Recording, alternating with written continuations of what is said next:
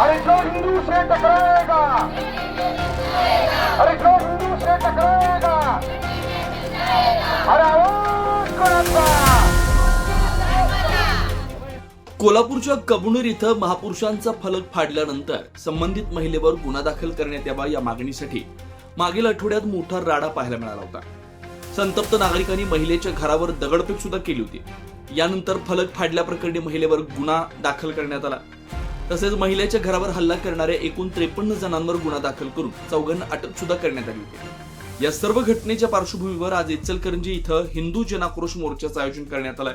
Police प्रशासनानं हिंदू मुलांवर दाखल केलेले खोटे गुन्हे तात्काळ मागे घ्यावेत आणि महापुरुषांच्या विटंबनेच्या विरोधात शासनानं अत्यंत कडक कायदा काढावा यासह प्रमुख मागण्यांसाठी आज आमदार संग्राम जगताप आणि स्थानिक आमदार राहुल आवाडे यांच्या नेतृत्वाखाली हा मोर्चा असणार आहे.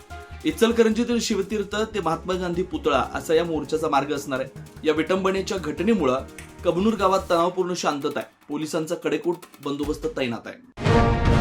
अशाच ताज्या अपडेटसाठी महासत्ता न्यूजला सबस्क्राईब करा.